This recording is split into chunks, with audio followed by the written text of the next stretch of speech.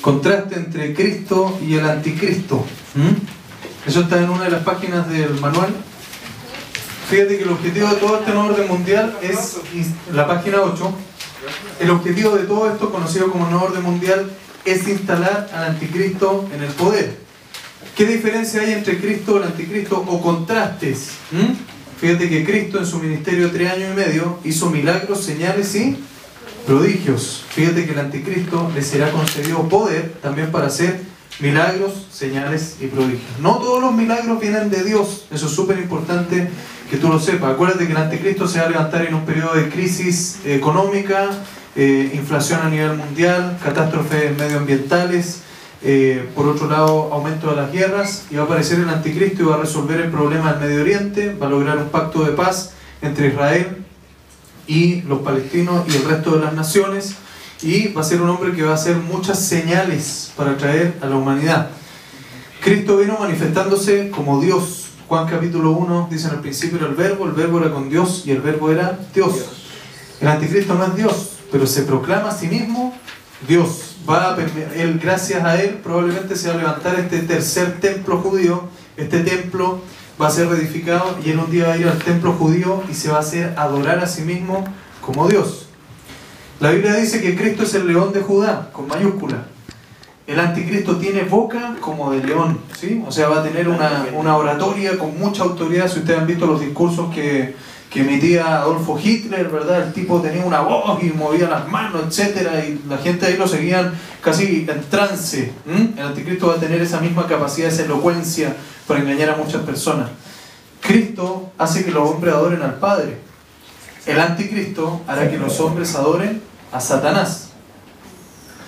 Los seguidores de Jesucristo son sellados en la frente, tienen el sello de Dios. En cambio, los seguidores del anticristo serán sellados en la frente o en la mano derecha con la marca del anticristo, que bien podría ser incluso un microchip.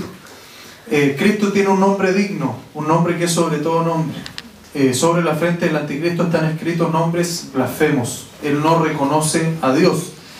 Cristo se casará con una esposa virtuosa conocida como la Iglesia. A mí me gustó mucho la pregunta que hizo ayer el amigo de Nicolás, ¿verdad? Él preguntó, bueno, ¿y quién es la esposa? Bueno, estaba aquí al lado de la esposa, ¿verdad? Somos nosotros la Iglesia de Cristo. En este caso el anticristo, y esto aparece en Apocalipsis 17, estará casado con una vil ramera. Cristo será coronado con muchas coronas. Fíjate que el anticristo será coronado con 10 coronas. ¿Cuántos dedos había en la visión de este rey? 10 dedos, y aquí me habla de 10 coronas. Esto tiene que ver con que el anticristo establecerá un control sobre 10 reinos. O pueden ocurrir varias cosas. Puede ser que la Unión Europea, ¿tú te acuerdas que la bandera de la Unión Europea tiene más de, creo que tiene 3 estrellas? O 2 estrellas, justamente. Fíjate que puede ser que alguna de estas naciones se salgan y solamente queden 10 naciones, o una nación absorba a otra y queden 10 naciones dentro de la Unión Europea. O puede ser que el anticristo divida el mundo en 10 bloques político-económicos. Por ejemplo, el bloque Asia-Pacífico, el bloque norteamericano, el bloque europeo, etcétera, y así. Cristo, dice Apocalipsis 19, es conocido como el Rey de Reyes. El anticristo se hace pasar como el rey de la humanidad. O sea, ¿qué es el anticristo? Una parodia de Cristo, ¿cierto? Satanás busca falsificar todo lo que Dios hace. Por eso que nosotros debemos tener bien clara nuestra identidad al respecto. Otra semejanza: Cristo se sentará en un trono. El anticristo también buscará sentarse en un trono. De Cristo, cuando Él venga, de su boca saldrá una espada aguda. En el caso del anticristo, Él entra con un arco en la mano. El arco representa la guerra. Se hará pasar por un hombre de paz, pero será un hombre de guerra. Cristo vendrá sobre un caballo blanco como jinete. El anticristo también viene sobre un caballo blanco. ¿Qué significa esto? Trata de imitar a Cristo, trata de hacerse pasar por Cristo. La palabra anticristo no solamente significa en contra de Cristo, sino que significa en vez de Cristo. Va a tratar de simular que Él es el salvador de la humanidad en lo político, en lo económico, y la gente lo va a recibir. Así como Jesús tiene un ejército, en Apocalipsis capítulo 19, el anticristo también está buscando hacerse un ejército. Está haciendo discípulos también el anticristo el día de hoy. Así como Jesús sufrió una muerte violenta en la cruz para después resucitar, el anticristo también va a sufrir una muerte violenta. Probablemente este político, después de tratar de establecer su poder y todo lo demás, probablemente muchas naciones se van a rebelar y él va a ser víctima de una guerra o de un atentado. Esto muchos lo comparan con la muerte de John Kennedy, ¿verdad? Los que son de algunas generaciones anteriores. Por ejemplo, ¿verdad? Cuando murió John Kennedy, o cuando la gente vio, cuando él venía en el desfile en Dallas, y después se hacen los disparos sobre él, y en el primer disparo creo que no fue tan letal como el segundo y tercero. Imagínate qué reacción habría tenido en la población si 2 o 3 días después John Kennedy se presenta delante de las cámaras de televisión vivo, y sin ningún rastro de este atentado. La gente habría dicho, este tipo es invencible, ¿sí? Eso es lo que va a ocurrir con el anticristo. Imagínate un gobernante, un político, un presidente de estos países poderosos que sufre un atentado y que tú sabes que murió, pero los 3 días después aparece vivo por las cámaras de televisión y dando muestras de que realmente está vivo. Así como Cristo tuvo una resurrección, el anticristo simulará también una resurrección falsa. Por eso que dice la Biblia que cuando la gente vea al anticristo levantarse de la tumba, dirán, ¿quién como la bestia y quién contra ella? Y todo el mundo lo va a seguir. Así como Cristo va a tener una segunda venida, en este caso el anticristo en Apocalipsis 17:8 también prefigurará algún tipo de esto. Cristo viene a establecer este periodo del milenio, ¿de cuántos años? 1000, bien, estamos súper bien. 1000 años de reinado sobre el mundo. El anticristo reinará 3 años y medio. Cristo es parte de una Trinidad Santa formada por el Padre, el Hijo y el Espíritu Santo. El anticristo es parte de una Trinidad malvada compuesta por Satanás, el antidios Padre, el anticristo, que es el antidios Hijo, y el falso profeta, que sería como el anti-Espíritu Santo. Aquí hay 2 personajes. Está el personaje del anticristo que opera en lo político, pero habrá un personaje que operará en lo religioso, conocido como el falso profeta. Así como el Espíritu Santo lleva a la gente a conocer a Cristo, el falso profeta llevará a la gente a adorar al anticristo. Esto es para que tú después lo repases, tú tienes el material ahí. Aquí sale la característica de contraste entre el Espíritu Santo y el falso profeta. Fíjate que aquí salen estas 4 características, creo que en alguna forma ya las mencioné, no las voy a volver a reiterar, pero tiene que ver con todo este carácter de falsificación que hace Satanás de todo lo que Dios ha preparado. Quiero hacer un paréntesis, porque muchas personas tienen una caricatura del libro de Apocalipsis. Muchos dicen, mira, yo leí Apocalipsis, pero un libro de puras catástrofes, así que mejor no lo leo. Ese es un engaño para que tú no leas el libro de Apocalipsis, porque Apocalipsis no solamente habla de catástrofes, sino que también habla acerca de cómo va a ser nuestra vida después de esta tierra. En tu material, ¿en qué página, Ignacio? En la página 4. En la página 4 aparece una o 2 tablas de Apocalipsis para que tú lo puedas entender y leer. Apocalipsis tiene una clave interpretativa, hay un versículo clave que es Apocalipsis 1:19, en que el apóstol Juan recibe el mandato de escribir las cosas que has visto, las cosas que son y las cosas que han de ser después de estas. Apocalipsis capítulo 1 te habla de las cosas que has visto. Juan vio a Jesucristo. Mucha gente dice, ¿cómo habrá sido Jesús? ¿Habrá sido moreno? ¿Habrá sido rubio? ¿Habrá tenido risito? Etcétera. Mucha gente, de verdad, siempre está buscando una apariencia exterior de Jesús. Apocalipsis capítulo 1 sale el único retrato de Jesucristo que aparece en la Biblia. Y la visión que tuvo Juan de Jesús fue de un Cristo resucitado, un Cristo poderoso, ¿sí? Dice que sus ojos eran como llama de fuego, dice ahí, ¿verdad?, que su cabello era blanco, ¿verdad?, destellante, ¿sí? Y sale ahí una descripción física del Cristo resucitado. Eso es Apocalipsis capítulo 1. Apocalipsis capítulo 2 y 3, Jesús le manda una carta a 7 iglesias, y en cada una de ellas hay un mensaje. Está la iglesia de Éfeso, donde Jesús le habla de su falta de amor. Está la iglesia de Esmirna, que Jesús elogia por ser una iglesia que ha soportado la persecución, una iglesia sufriente. La iglesia de Pérgamo, una iglesia que ha hecho concesiones al mundo, como diciendo, tengo un pie acá en el mundo y un pie en la vida cristiana. La iglesia de Tiatira fue considerada una iglesia tolerante. Sardis, una iglesia muerta. Jesús le dice, ustedes están muertos espiritualmente. Filadelfia, que la iglesia de los últimos tiempos se reparte entre estas dos, entre la iglesia de Filadelfia y la iglesia de la Odisea. La Odisea es la iglesia tibia. Hay mucha gente que dice, no, si yo creo, pero a mi manera. son parte de esa iglesia tibia de los últimos tiempos. Hay que orar, pero no tanto. Hay que leer la Biblia, pero no. Cuidado con volverse fanático, hay que hablarle de Cristo a la gente, pero no mucho, porque me puedo volver fanático. Eso es parte de esa iglesia tibia. Hay mucha gente tibia el día de hoy. No todos los que están en la iglesia son. Pero nosotros queremos ser de esa iglesia fiel, que va a ser la iglesia que se va a ir en el arrebatamiento, que se llama la iglesia de Filadelfia. Las cosas que has visto, las cosas que son. Eran 7 iglesias que existían en la época del apóstol Juan, y Jesús le manda un mensaje a cada una de esas iglesias. Y el capítulo 4, el capítulo 22 de Apocalipsis, son las cosas que han de ser. Y esta es la parte como más profética en cuanto a acontecimientos del futuro que manifiesta Apocalipsis. Y esta parte es donde aparece la gran tribulación. ¿Se acuerdan que ocurre el arrebatamiento? Nos vamos los cristianos, y cercano a ese periodo comienza este periodo de 7 años conocido como la gran tribulación. Y este periodo de la gran tribulación se caracteriza por tener 3 tipos de juicios, o 3 series de juicios, simbolizados a través de sellos, trompetas y copas. Y quiero detenerme un poco en esto porque mucha gente, por ahí salió un video en internet después de que hubo esta revuelta en Egipto, donde dice, mira, vimos el caballo, un jinete del Apocalipsis ahí en Egipto. Eso es un cuento, ¿verdad?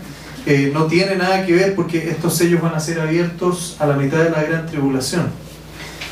Sellos, trompetas y copas. La primera serie de juicios se llama los sellos. ¿Por qué? Dice Apocalipsis que se hizo un silencio en el universo, sale alguien ahí y dice, ¿quién tiene la autoridad de abrir este libro? ¿Quién tiene la autoridad de romper este sello? Y dice que se hizo un silencio en el universo y que nadie tenía la autoridad para abrir ese sello hasta que aparece el Cordero, aparece Jesús, dice, Él tiene la autoridad para abrir, dice, porque Él entregó su vida, ¿sí? Él obedeció al Padre, Él puede abrir los sellos. Y Jesús comienza a desencadenar esta serie de juicios contra la humanidad que rechazó a Cristo.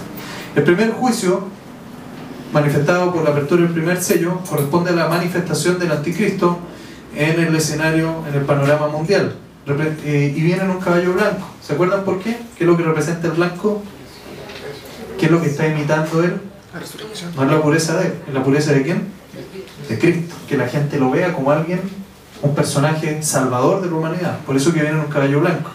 Este primer caballo blanco no es Cristo, es el anticristo. Junto con él viene el caballo rojo bermejo, que representa la guerra. Durante los 3 primeros años, ¿lo dije bien? 3 años. Durante los 3 años y medio de la primera parte de la tribulación, el anticristo se va a manifestar como un hombre de paz, como un hombre de salvación. Después de la mitad del periodo de 7 años, el anticristo se va a manifestar como un hombre de guerra. Le va a declarar la guerra a varios países que no se quieren someter a su gobierno mundial. El tercer caballo, que corresponde al caballo negro o al jinete del caballo negro, corresponde al hambre. Dice que sale un jinete y que sale una balanza y le dice, mira, ponle precio a lo que está en la balanza. Dice los alimentos, creo que dice ponle precio al trigo y un precio muy elevado, y dice ponle precio al aceite y al vino y un precio muy barato. ¿Qué es lo que representa esto? Que en la época de la tribulación los alimentos de consumo básico, como los cereales, todo lo que son granos, etcétera, van a tener un costo muy alto, se van a disparar el precio de los alimentos básicos para la población. Y por otro lado, los productos que son como suntuosos van a bajar. Pero ¿qué saco yo con tener un tremendo televisor plasma, por decirlo? ¿Qué saco yo con tener un tremendo refrigerador si no tengo con qué llenarlo? Ese va a ser el problema de la época de la tribulación. La inflación y las crisis económicas van a aumentar. El caballo amarillo representa la muerte y el infierno, y muchos de estos juicios van a desencadenar probablemente muchas enfermedades en la población. El quinto nos habla acerca de los mártires en el cielo. Dijimos que mucha gente que tenía familiares o que le hablaron de Cristo y que después ocurrió el arrebatamiento y se quedaron porque nunca quisieron recibir a Cristo, dirán, hoy tenía razón ese familiar que me habló del arrebatamiento, se fue. Y se fueron todos los cristianos, que es el denominador común. Entonces en ese momento mucha gente va a decir, yo quiero recibir a Cristo. Pero como el anticristo va a establecer un sistema global, político, económico y religioso, no permitirá que la gente busque el cristianismo, y empezarán a ser perseguidos los cristianos. Tengo cortina musical por ahí. Y el sexto jinete corresponde a agitación y devastación mundial. Y el séptimo nos da paso a las 7 trompetas, que es la segunda ola de juicio. ¿Por qué la palabra sellos? La palabra sellos significa autoridad. En el mundo antiguo, ¿verdad?, los documentos se sellaban. Por ejemplo, yo doblaba esto era un documento legal, y le ponía un sello con lacre o con cera, que solamente el que tenía la autoridad, el destinatario, lo podía abrir. No cualquiera podía romper ese sello. Se llaman sellos porque Cristo es el único que tiene la autoridad para desencadenar estos juicios. De ahí pasamos a las trompetas, y vamos a decir por qué son trompetas y no son otras cosas. Usted puede decir qué tienen que ver los instrumentos musicales aquí. Vamos a hablar de eso. La primera trompeta lo voy a explicar de forma inmediata. En el Antiguo Testamento, cuando el pueblo de Israel llamaba a la guerra contra otras naciones, salía un personaje o un sacerdote y tomaba una trompeta o un chofar, ¿cierto?, y a través de un toque determinado llamaba al pueblo a la guerra. ¿Qué es lo que está haciendo Dios con estas trompetas? Él le está declarando la guerra a este mundo gobernado por el anticristo. Por eso que se llaman trompetas. Al sonido de la primera trompeta se desencadena este primer juicio destructivo: granizo y fuego mezclados con sangre. Hay gente que dice, no, pero es que eso cómo va a ocurrir, etc. Fíjense que durante estos últimos 2 años han habido reportes de lugares de la tierra donde ha llovido sangre. Literalmente, y han caído granizos, y no el granizo normal, ¿verdad?, sino granizo del porte de una pelota de golf. Consecuencias de este primer juicio: será destruida la tercera parte de la vegetación. La segunda trompeta tiene que ver con una montaña ardiendo en fuego que cae al mar. Esto podría ser perfectamente, algunos lo asocian con algún tipo de arma nuclear, otros lo asocian con la caída de algún cuerpo aéreo, ¿verdad?, que se lleva un meteorito, un asteroide, cualquier cosa que hay en la Tierra, logrando la contaminación de la tercera parte de los océanos. En la tercera trompeta cae una gran estrella, perdón, esto lo asociaríamos más bien con la caída de un asteroide, la contaminación de la tercera parte del agua potable. La cuarta trompeta, tinieblas sobre la Tierra, se oscurece la tercera parte del sol, la luna y las estrellas. Puede ser algún fenómeno relacionado con todas estas catástrofes medioambientales que estamos viviendo, o directamente un juicio de Dios. La quinta parte habla acerca de una invasión demoníaca que va a producir tormento en la población. ¿Ustedes se han dado cuenta de la cantidad de gente que está hablando de ovnis el día de hoy? ¿Cuánta gente el día de hoy cree en ovnis, ser extraterrestre, venir de otros lados? Películas de Hollywood que están saliendo. ¿Va a haber una invasión extraterrestre? Va a haber una invasión extraterrestre, pero no va a ser de marcianos ni de hombres verdes, va a ser una invasión de demonios. La Biblia dice, en el apóstol Pedro, en la segunda carta de Pedro, dice que hay demonios que fueron encerrados en las profundidades de la tierra y que aguardan su momento para los últimos días. Fíjense que se han abierto agujeros de 7 o más metros en Perú, en Guatemala y en muchos lugares, y hasta el día de hoy nadie ha dado explicaciones coherentes respecto a la apertura de estos agujeros. Tiene que ver con esto que va a ocurrir en los últimos días. La sexta trompeta es un ejército de demonios que asesinará a la tercera parte de la humanidad. La séptima es el anuncio del reino de Dios, tengo entendido, en Apocalipsis capítulo 11, pero de todas maneras vean la referencia porque puedo estar equivocado. Y después de eso vienen las copas, sellos, trompetas, ¿y qué viene después? Copas. ¿Qué es lo que representa la copa en la Biblia? Cuando Jesucristo está en Getsemaní, le dice, Padre, yo preferiría no tomar de esta copa, pero que se haga tu voluntad y no la mía. En la Biblia, la copa representa el juicio de Dios. En este caso, la copa que iba a tomar Jesucristo era el juicio de Dios contra los pecados de la humanidad. Estas copas que está hablando la tierra, el libro de Apocalipsis, que son juicios en contra de la tierra, tienen que ver con intervenciones de Dios del tipo más destructivo al final de la tribulación para terminar de desarmar este imperio establecido por el anticristo. La primera copa es derramada sobre la tierra y consiste en úlceras sobre quienes tienen la marca. Como detalle interesante, les puedo comentar que personas que se han instalado, ¿verdad?, o han permitido que les pongan un microchip, hay informes médicos, entiendo, de muchos de ellos que desarrollan cierto tipo de alergia a este tipo, ¿verdad?, de dispositivos que les instalan. Podría tener que ver con eso. Toda la gente que va a recibir una marca en la gran tribulación va al final de este periodo a empezar a desarrollar un tipo de úlcera. La segunda copa corresponde a un juicio sobre los mares se convierten en sangre. Pues ustedes están viendo también como información complementaria como al día de hoy y meses atrás hemos visto cualquier tonelada de peces en las costas de determinados países, muerte de aves. Todavía no hay explicaciones científicas coherentes respecto de estos fenómenos. Más bien dicho, el cumplimiento de Romanos 8, donde dice que la creación está con dolores de parto aguardando la manifestación de los hijos de Dios. La tercera copa corresponde a un juicio sobre el agua potable, se convertirá en sangre. La cuarta copa corresponde a juicios sobre el sol, calor intenso y ardiente. ¿Cómo está el sol el día de hoy? La destrucción de la capa de ozono, ¿verdad? Todas las catástrofes medioambientales van a permitir que en esa época la gente experimente un sol abrasador. La quinta copa sobre el reino del anticristo va a ser tinieblas y dolor. Y la sexta copa, ya acercándonos al final de esto, es sobre el río Éufrates y se liberan estos 4 demonios que convocan a todas las naciones de la tierra a la batalla de Armagedón. ¿Qué va a ocurrir en Armagedón? El anticristo le declara la guerra al pueblo de Israel y convoca a todas las naciones para ir a destruir Israel. Y en el preciso momento en que está a punto de destruir Israel, se produce la segunda venida de Cristo. ¿Sí? En ese momento Cristo llega sobre el Monte de los Olivos, que dicen los geólogos, debajo del Monte de los Olivos hay una falla geológica, y en concordancia con lo que afirma el profeta Zacarías, Cristo al poner sus montes sobre el pie de los olivos se partirá en 2. Y en ese momento Cristo, ¿verdad?, destruye, ¿cierto?, termina de desmantelar ahí el imperio del anticristo y establece su reino. La séptima copa es sobre los mares y corresponde a terremotos y granizo. Si no me equivoco, Apocalipsis capítulo 16 habla de un terremoto que durará, creo que como media hora. Y eso terminará de destruir la ciudad del anticristo. ¿Cuál era esta ciudad que hablamos ayer?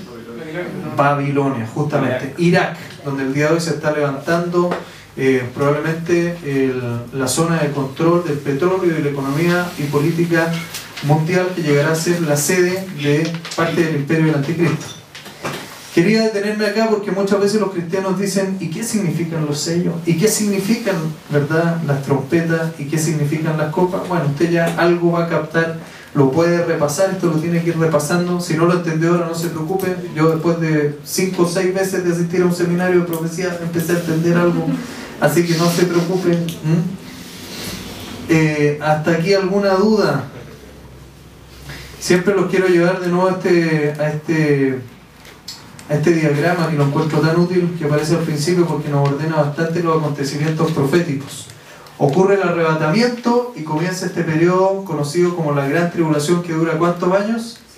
7 años. Termina este periodo de la Gran Tribulación con la segunda venida de Cristo y da origen a un periodo de 1000 años que se conoce como el milenio, y eso termina con el juicio final.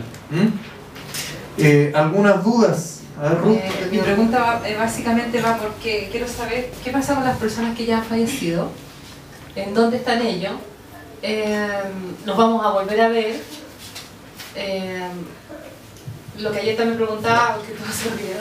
Yo tenía entendido que entre el lapso que hay del Pentecostés hasta el rapto, se supone que nosotros tenemos que hablarle a las demás personas, y se supone que dice que Dios va a abrir el oído y va a abrir los ojos del alma y todos nos van a escuchar. ¿Cuándo va a ser eso? ¿Antes o después? Ya. Yo pensé que esa era una de las últimas profecías antes del rapto. No, porque no saber cuánto nos queda.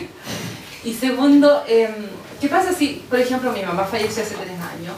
Yo siempre igual oro por ella y todo eso. Pero de repente uno como que tiene y no tiene certeza, ¿no? Y quiero saber puntualmente si ella está con Dios en este momento, ella descansa, ella duerme, ¿en dónde está? Vamos a aclarar eso, partiendo, ¿verdad? Porque en ninguna parte de la Biblia Dios nos invita a orar por los que ya partieron, ¿sí? Sino que siempre le oramos a Él, siempre nos dirigimos al Padre, ¿cierto? En oración, no los que ya partieron. Como bien tú dices, hay gente que también dice: no, es que yo le oro a mi abuelita, o le oro, ¿verdad?, qué sé yo, a mi mamá que ya partió. En ninguna parte de la Biblia ustedes van a encontrar que hay que orarle a algún ser humano que haya partido ya de esta vida. Uno le ora ¿a quién? Al Padre, le ora a Jesús, ¿cierto? O al Espíritu Santo. Resolviendo la pregunta de Ruth, dice: ¿qué pasa con las personas en el fondo cuando mueren? Hay una tabla que aparece ahí en la última página. Los seres humanos tenemos una parte interior y una parte exterior. Y la Biblia dice que los seres humanos tenemos espíritu, alma y cuerpo. ¿Qué ocurre? Yo quiero que ustedes vayan a la mitad, a esta columna que está al medio. Dice creyentes del Nuevo Testamento fallecidos. Si alguno de los que ha recibido a Cristo acá entre nosotros muriera, su cuerpo, podríamos decir metafóricamente que duerme. No es que duerma, sino que está ahí, ¿cierto? Se va al polvo y se va a la tierra, ¿sí? O sea, si yo muero el día de hoy, ¿qué ocurre con mi cuerpo? Se va a la tierra. ¿Y mi espíritu dónde se va? Dice, se va al cielo. ¿Qué ocurrirá en el arrebatamiento? Mi cuerpo resucitará en el arrebatamiento y se unirá con el espíritu y tendré un nuevo cuerpo que la Biblia llama un cuerpo glorificado. ¿Qué tipo de cuerpo tuvo Jesús después de haber resucitado? Glorificado. Estoy hablando de un hecho histórico que es la resurrección de Cristo, ¿sí? Muchas personas han querido desacreditar y dicen, miren que no fue tan así, y todos los que han empezado a investigar han terminado después reconociendo que es tan abrumadora la evidencia de la resurrección de Jesús que ya nadie lo puede cuestionar históricamente. Otra cosa es que la gente lea novelas de ficción y diga que son libros de historia, ¿sí? Como el Código Diablinchi, le digo yo, pero de verdad que mucha gente que ha leído ese libro dice, no, si esto es historia, no es historia, se le ocurrió a un tipo que se llama Dan Brown, que es escritor de novelas de ficción, así de sencillo, y falsea muchos datos además. Entonces usted, de verdad, si alguien le dice, no, que yo lo leí en el Código Diablinchi, te le dicen, mira, tu rigurosidad, verdad, histórica deja mucho que desear. El hecho más acreditado de toda la historia es la resurrección de Cristo. ¿Qué ocurre cuando Jesús resucitó? Tenía un cuerpo que podía atravesar paredes, pero también un cuerpo que podía comer con sus discípulos. Ese es el tipo de cuerpo que vamos a recibir nosotros. Nuestro cuerpo actualmente está sujeto a dos categorías, espacio y tiempo. En esa época nuestro cuerpo no va a tener ese tipo de limitaciones.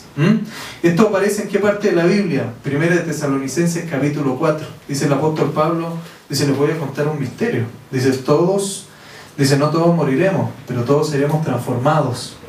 Dice, y cuando ocurre el arrebatamiento, dice, los muertos en Cristo resucitarán primero. Luego nosotros, los que estemos vivos, seremos transformados, recibiremos un cuerpo nuevo y nos uniremos con ellos, con el Señor.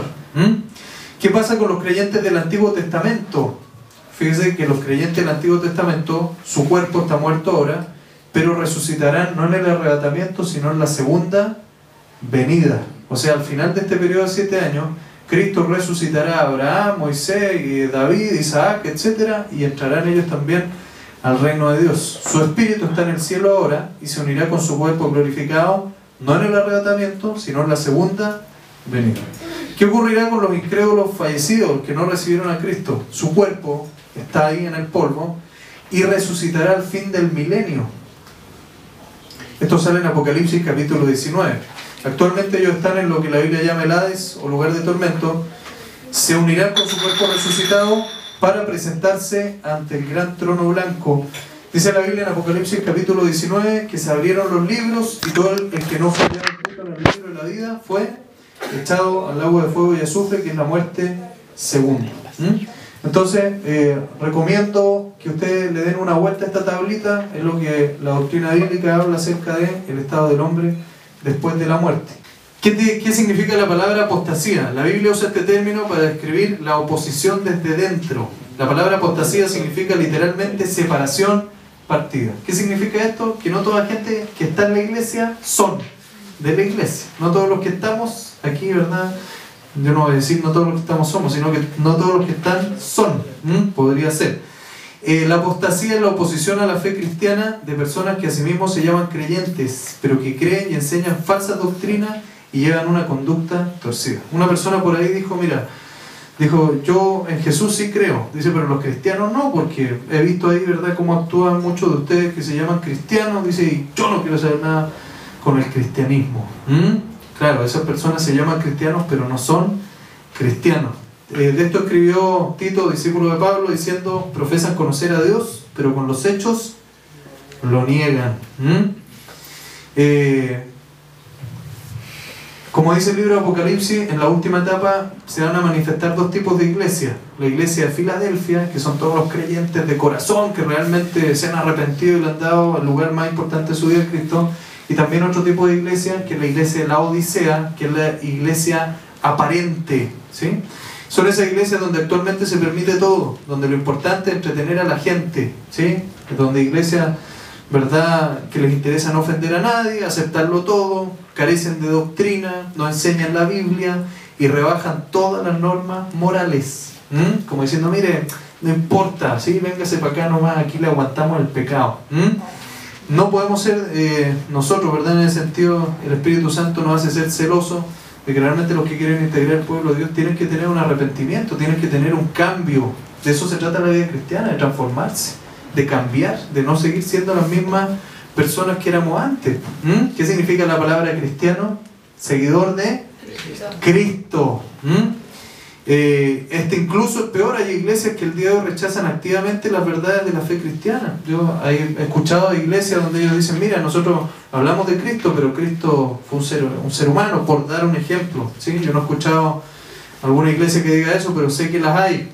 O iglesias que dicen, nosotros creemos en la Biblia, pero no toda la Biblia, en parte de la Biblia.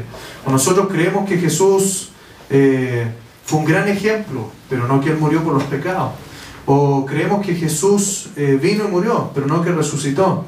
O creemos en Jesús, pero no que Él va a regresar. Entonces, todos los que predican esto están mutilando verdades de la Biblia.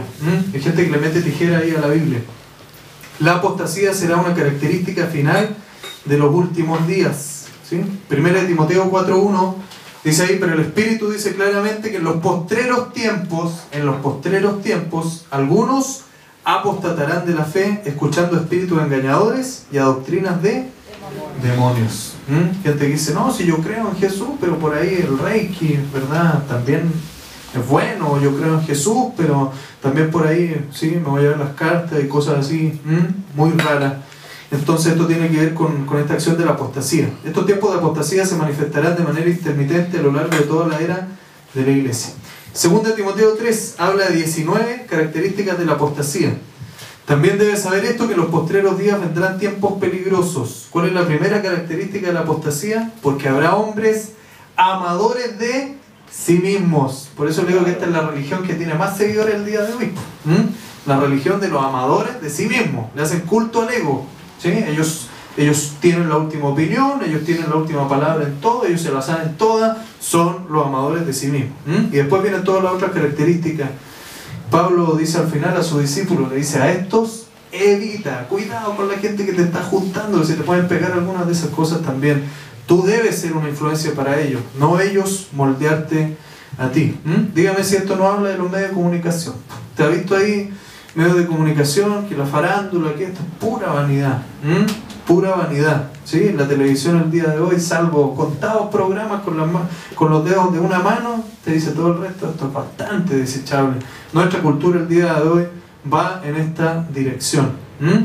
¿A quién se exalta en nuestra sociedad? No se exalta a la persona humilde y al que pide perdón. ¿A quién se exalta?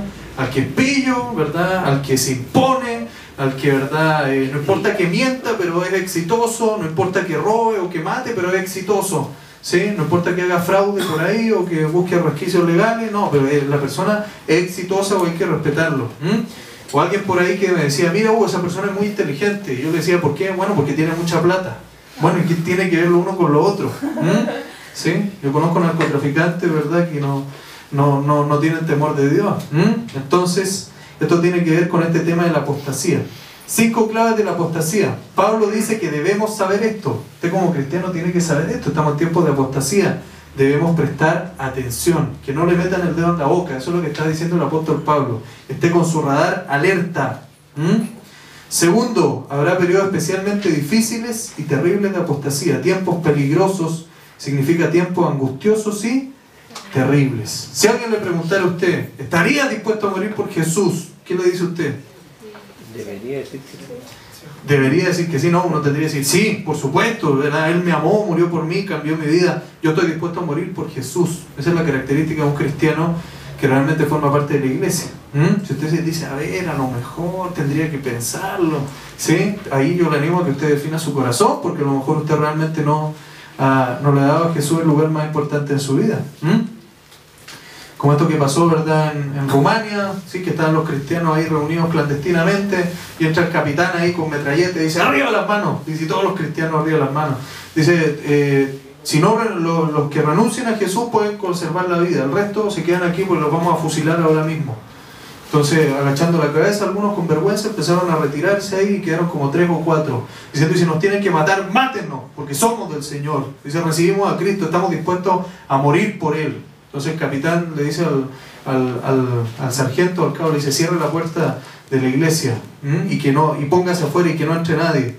Se va al cabo, cierra la iglesia, el capitán se saca el fusil y dice, mire, en realidad yo soy cristiano, pero me quería asegurar que también ustedes lo eran. Sí, me quería asegurar que ustedes están dispuestos también a morir por el Señor. Ahora oremos. ¿Sí? Y ahí tuvieron su reunión y adoraron al Señor, etc. Tercero, la tendencia será hacia el deterioro moral. Eso es lo que vamos a ver el día de hoy. Como mucha gente cada vez va a transigir un poco más en la moralidad. ¿Y qué tiene? Si no hay que ser tan riguroso, no hay que ser tan fanático. ¿Qué tiene que yo haga esto? ¿Y qué tiene que yo mire estos programas? ¿Y qué tiene, cierto, que yo haga tal cosa? Cuarto, estas condiciones se darán en la misma iglesia y eso es lo peor. O sea, aquí el ataque no viene de fuera hacia la iglesia. Aquí el ataque proviene desde el interior. Y el pecado principal será amadores de sí mismos. Dígame cómo está la gente el día de hoy. Amadores de sí, egocéntricos, le hacen culto al ego. Mucha gente puede decir, no, yo no tengo ídolos, no me arrodillo delante de esculturas. Sí, pero adentro ahí en el corazón tiene el tremendo ídolo de sí mismo.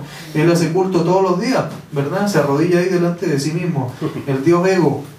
El aumento de la apostasía durante esta era está preparando el escenario para la apostasía máxima y definitiva que se producirá bajo el anticristo antes que Jesús regrese a la tierra. Por eso, ¿cuál va a ser la religión del anticristo?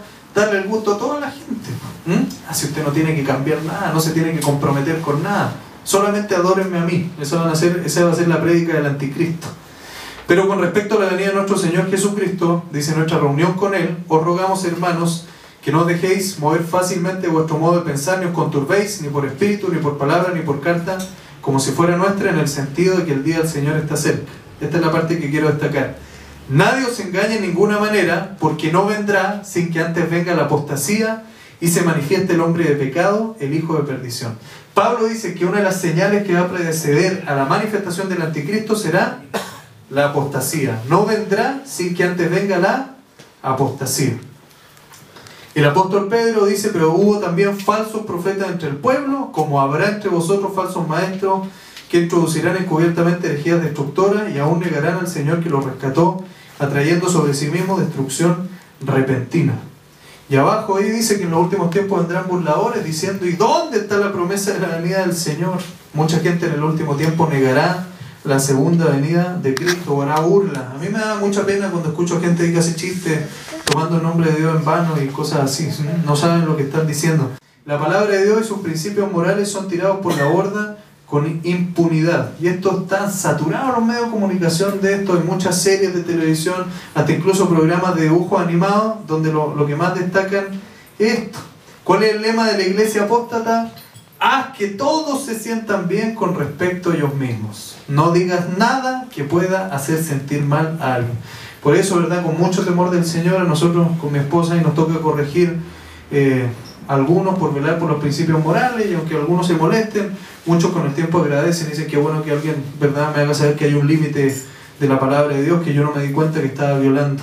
¿Cuál es la religión actual? El amor a sí mismos. Los últimos días de la iglesia sobre la tierra son días de apostasía teológico y moral, días de incredulidad y días que culminarán con el juicio de Dios. Para allá vamos. ¿Qué tendríamos que hacer nosotros mientras ocurren estas cosas? Lucas 19:13, el Señor dice que le repartió talento a todos los integrantes de su iglesia y les dijo, usen los talentos, negocien los talentos, use sus talentos hasta que venga el Señor. Haga todo lo necesario para proclamar las buenas nuevas. ¿Usted como cristiano es parte del problema o es parte de la solución? ¿De qué es parte usted? Algunos dicen, todo el día me ando quejando ahí de los problemas. Sea parte de la solución. Repasemos estas 7 señales para terminar. Primero, Israel es restaurado a su tierra después de casi ¿cuántos años de exilio? 2000 años. ¿En qué año se volvió a manifestar Israel como nación? 1948. Hay algunos especialistas de la Biblia, ¿verdad? Y yo estoy de acuerdo con ellos que marcan este incidente como un gran cumplimiento profético. Segundo, Jerusalén está en el centro de atención del mundo. Es una carga para todos los que lo quieran mover. Ningún presidente de Estados Unidos, ningún secretario de Estado, ningún embajador o alguien, ¿verdad?, enviado por la ONU ha podido arreglar este problema, porque la profecía bíblica establece que nadie lo podrá resolver. La Unión Europea está reuniendo el núcleo del Imperio Romano histórico, ¿sí? El profeta Daniel profetizó hace 2600 años que en los últimos días el Imperio Romano iba a resurgir. Y los integrantes de los países de la Unión Europea, estos países estuvieron peleándose 2000 años unos contra otros, y ahora resulta que son amigos y que tienen un proyecto común de unidad. El proceso de paz del Medio Oriente es la cuestión internacional de mayor importancia. Esto es lo que el anticristo va a resolver en apariencia, y el mundo lo va a aclamar, va a decir: tú has sido el único que ha logrado traer paz al Medio Oriente. Quinto, Irak, el país que antiguamente tuviera por centro Babilonia, se ha levantado hasta una posición de prominencia mundial. Usted va a escuchar muchas noticias de Irak a través de los medios de comunicación, porque Dios estableció que en los últimos días Irak tuviera mucha preeminencia. El globalismo está reemplazando con rapidez al nacionalismo, se van a acabar las naciones o se van a atenuar, y va a surgir este nuevo orden mundial del que hablamos, y finalmente la apostasía de la iglesia se manifestará por todas partes. Quiero solamente terminar con lo siguiente. ¿Qué otra profecía queda por cumplirse antes que ocurra el arrebatamiento? La Biblia enseña que no hay señales que deban manifestarse antes del arrebatamiento. Es un acontecimiento sin señales, inminente, y que ocurre en cualquier momento desde el punto de vista humano. Ninguno de los pasajes claves sobre el arrebatamiento que hay en el Nuevo Testamento mencionan señales que deben ocurrir para que esto suceda. Todas las señales dadas en la Escritura, el profeta Daniel, Mateo 24, 25, Apocalipsis, se relacionan con la segunda venida, que es al final de los 7 años, para que entendamos que el arrebatamiento podría ocurrir en cualquier momento. Entonces usted tiene que estar preparado, ¿verdad? La pregunta es: ¿cómo tener la seguridad de que iré al cielo en el arrebatamiento cuando el Señor me llame? Usted tiene que comprender estas verdades. Juan 1:12 dice que a todos los que le recibieron, a los que creen en su nombre, les dio potestad de ser hechos hijos de Dios. Romanos 6:23 dice que para el que no ha recibido a Cristo hay un problema bien grave. ¿Cómo se llama este problema? El pecado. Es un problema grave que no tiene solución humana. Solamente aceptar el regalo de Dios. Esto es lo bueno. Yo la otra vez le compartí de Cristo a alguien, me dijo: pero ¿cómo tan fácil? ¿Cómo es tan fácil? Debería ser más complicado, más sofisticado. Pues yo soy muy racional y soy muy científico. Fíjate que es tan fácil que el Señor dijo que para entrar al reino de los cielos hay que hacerse como niño, ¿sí? Y recibir este regalo que se llama la vida eterna.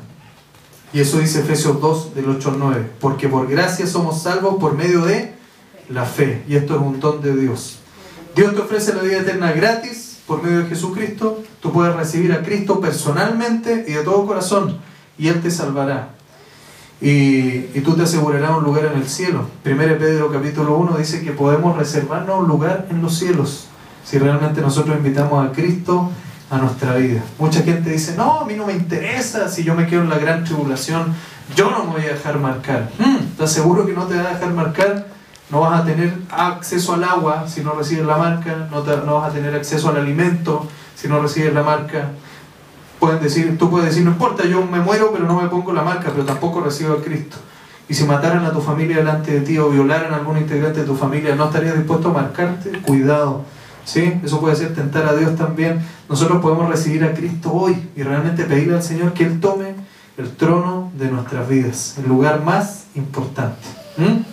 Creo que vamos a quedar hasta aquí. ¿Hay alguna otra duda antes de cerrar? ¿Sí? ¿Quién? José María. El tema es que quería saber algo que en algún momento mencionamos en UNEFA y que, o sea, no mencionamos, pero bueno, el punto es que se hablaba de que en los tiempos de la gran tribulación el Espíritu Santo no va a estar en la tierra porque va a ser arrebatado junto con la iglesia, algo así. ¿Sí? ¿Estoy en un error? Sí, efectivamente el Espíritu Santo va a cambiar su ministerio en la forma actual. En la forma actual cualquiera persona que quiera, estamos en lo que se llama, y se lo voy a poner acá adelante en el diagrama, el diagrama que ustedes tienen ahí en la primera página del manual. Estamos en esta época que la Biblia llama la dispensación de la gracia, en este periodo acá de la iglesia que llevamos como más o menos 2000 años. En este periodo el Espíritu Santo se está derramando sobre el que quiera recibir a Cristo. Es tan sencillo que es el único periodo en la humanidad donde el único requisito para entrar al reino de los cielos es creer en Cristo, y cualquiera que tenga Cristo puede ser lleno del Espíritu Santo y tener una vida cristiana que agrade a Dios. Cuando ocurre el arrebatamiento, la iglesia será arrebatada y el Espíritu Santo ya no seguirá operando en la forma actual. Por supuesto, habrá un ministerio de evangelización en la gran tribulación, pero no va a ser no se va a disfrutar de esto que vivimos nosotros todos los días, de una comunión tan especial con el Espíritu Santo, que es el que nos enseña la Biblia, nos enseña a orar, nos ayuda cuando estamos mal, ¿sí? Es como el personal trainer de la vida cristiana, ¿sí? El Espíritu Santo, para que ustedes se hagan una idea. Bien, ¿alguna otra pregunta antes de...? ¿No? ¿Nadie más? ¿No hay más preguntas? Perfecto, les animo a trabajar esto que se llama cronología para los últimos tiempos. Léalo en la casa, busque los pasajes bíblicos, porque ahí sale la secuencia acerca de los acontecimientos que van a ocurrir en los últimos días. Muchas de estas cosas no las alcanzamos a ver ahora. Sí nos interesaba que cada uno tuviera claras estas 7 señales antes del fin, que cada uno pudiera tener un acercamiento al tema de la profecía y que pudiera por lo menos tener un panorama claro de los acontecimientos que van a ocurrir al final. Y si alguien aquí no ha recibido a Cristo, yo lo voy a invitar ahora que realmente pueda invitar a Jesús a su vida. Si hay alguien aquí que no ha recibido a Cristo, puede hacerlo el día de hoy. Si hay alguien que dice, parece que yo soy de la iglesia de los amadores de sí mismo, pero tiene la posibilidad hoy día de acercarse a la iglesia, y los que realmente buscan a Dios también lo puede hacer. Me invito a ponerse de pie para cerrar en oración.